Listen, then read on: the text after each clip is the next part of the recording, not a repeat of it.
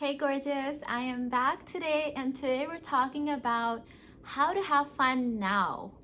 We have this narrative running through years of conditioning, years of being in this yucky paradigm of I will sacrifice and suffer now and then someday I'll get to be happy, right? Like we all know this, it's called I'll be happy when syndrome. Okay, so a few of the things that have been coming up with private clients has been where in making plans, whether this is with their new fiance or with their husband or just personally making plans, there's this element of, well, I'll just make do now, or I'll just sacrifice now, or I'll just give this up now, and then later in the future, I'll get to be happy. And I always question this because I know this really, really well, and I hate it. I don't like it. And how do you even know that the happiness will ever even find you later? Because the truth is that if you don't know how to be happy now in the journey, your nervous system won't know how to be happy then. I promise you that, because happiness is very much a nervous system training. By default, most humans are not born with this training because we have millions of years of suffering written in our DNA because life used to be hard.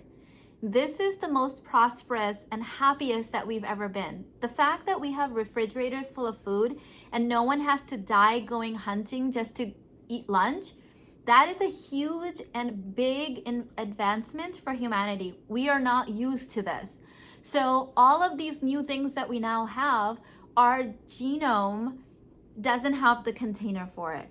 And because our genetic makeup and history doesn't have the container for it, you're going to have to use your consciousness to develop the container for this. So question those moments where you're like, well, I'll just go on this extreme 2-week diet and then I'll be happy in 2 weeks when I've lost the weight. Well, will you? Because if you even make it that far, all you know, all your nervous system knows for the past 2 weeks is suffering. So like, how are you going to suddenly arrive at happiness? It does not work that way. It's like an athlete saying, well, I'll just like chill and relax for like a year before the Olympics, and then when I get to the Olympics, I'll just have muscles and I'll just know how to do this and I'll just do it. We're going to be very suspicious because he's probably going to die, okay? won't have the nervous system programming for it. That is the truth. This is the same for us.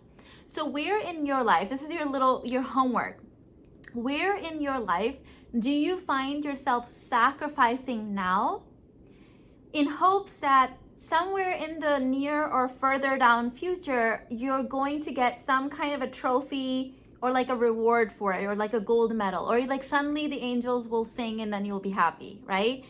I'm sure there's like hundreds of those areas. By the way, I'm still discovering new ones for me. Like this is why I do inner work every day. I journal every day because I find those every single day and I'm like, oh, I see how I'm making this a lot harder than it needs to be. I can make this easy and have fun now. And if the reward happens, it happens. If not, then I'm still already having fun right now. So it's literally a win-win-win situation, right? And at the end of the day, remember that the whole aspect of the divine feminine is the journey. We love the foreplay. We love marinating in the yumminess now. The end goal is the masculine perspective, right? And that's okay. We need that too. We have masculine energy in us too. And that's yummy. But if that's the only time you're ready to experience pleasure or fun, I'm here to tell you that there's probably a million areas in your life or goals that you met and then you got there and then you just moved on to the next thing because you are addicted to the end goal rather than the enjoyment now. Okay, so let me try to think of some areas where this may be showing up commonly for you, especially if you're in the self-aware Barbie mode. So maybe you think that you'll be happy after you've cleaned out and decluttered your house. Yes, you will be happy then, but can you find a way to make the process happy now?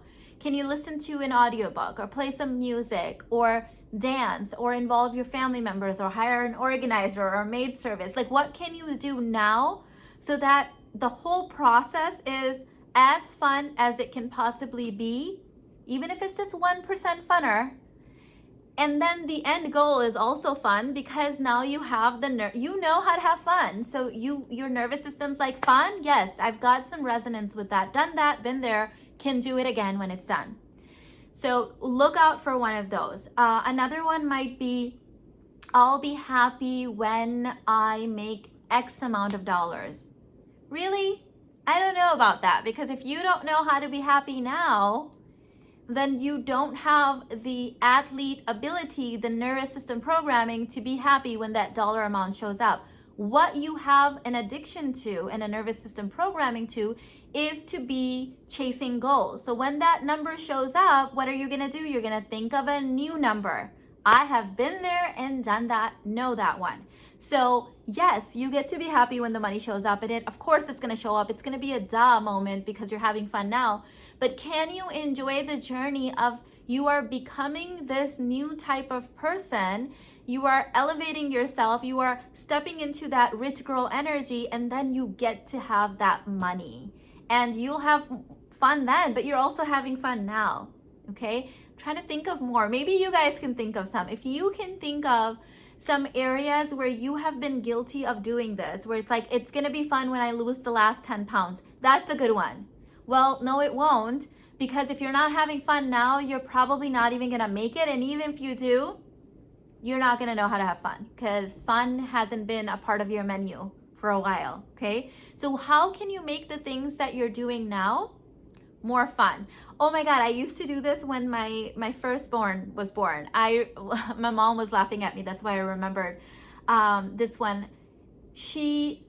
When he was in the carrier, I was like, oh, parenting is gonna be so much easier when he's out of the carrier. Then when he was in the I shouldn't have been chewing gum when I'm filming this. I'm in my robe, hair in like, I'm totally just like having a relaxing moment right now.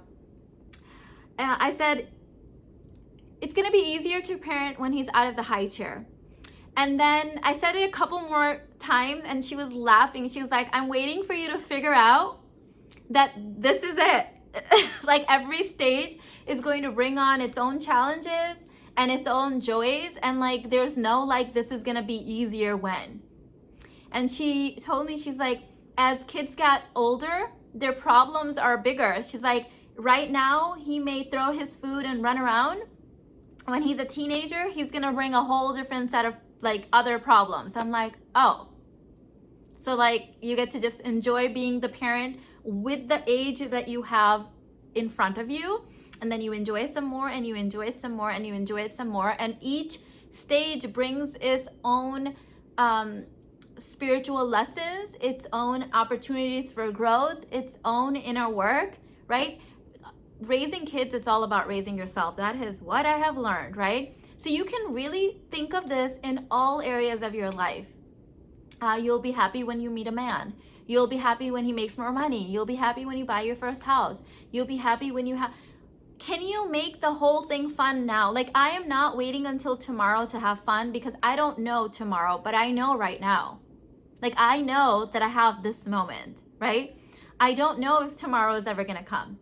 Today, I can do something with. So another question I often get asked is, well, how do you reconcile this with like saving money or like achieving your goals? Well, can you make it so that saving money is fun? Why does it have to be this drudgery? Why does it have to be something that you're miserable? Like, why can't you save money and spend money and flow money and invest money, and all of the thing gets to be this beautiful resonance, aligned action, versus spending is fun, but saving is hard, right? Or saving is fun and spending is hard. Like some people have that one. Whatever your flavor of addiction to suffering is, and we all have our unique flavors. Trust me, it's genetically encoded because of the previous thing I told you about, right? So whatever your flavor is, work through it. And it's not about like eliminating it altogether. Most of us don't have the container for that. It's about really just being 1% better. Can I make the thing in front of me 1% funner? Okay, I know I made that word up, or it's not a real word. Can I make it a little bit easier, a little bit more graceful? Can I be less suffering when I'm doing this thing? Because suffering is optional. It is optional. Pain, not optional. You feel pain, right, when you're hurt. Suffering is wanting anything other than what is in front of you. So suffering is a thought process. It's fighting, it's resisting against the thing in front of you. There are people that go on vacation and suffer because it didn't turn out the way that it was supposed to. And then there's people that go to funeral and are at peace because they feel that they're celebrating this person's life. So that is something we can control. This is what all the spiritual masters and teachers have been talking about. Oh my God, so I've been having this really weird experience where I started teaching about like addictions to suffering and being addicted to suffering a while ago. And recently I've gone back and like re-listened to like audiobooks or like trainings and like, you know, Eckhart Tolle and famous people, spiritual teachers. And every single person is talking about that thing, right? But I didn't quite grasp it on the level that I get it now. And so now when I'm re-listening to it, I'm like, oh, everyone's been talking about our addiction to suffering, right? And maybe that's where I got it from, but it hadn't registered on the depth that it's registering now. I think you guys can relate to this. It's when you have like, that's why I say inner work happens in layers, because there's always like new layers that unfold and then new layers that you get to embody. That's why I give lifetime access to pretty much all of my courses, other than if it's like a monthly membership or something, because I want you to be able to go to the thing again and re-listen to it. A lot of people do this. I know you guys message me, oh, I'm re-listening to it, hearing things I never heard the first 2 times, right? So make sure you do that. Again, while I have you, I have a free container workbook for you guys. It is linked in the description box. You sign up with your email, it auto delivers. If you don't get it immediately, it should be immediate. Go and check your spam folder because sometimes it ends up there. We know because 100% of the time when someone's emailed us and said, hey, I can't find it, we're like, check your spam, it's there. So just make sure that you check that out. I love you guys. I'll see you in the next one.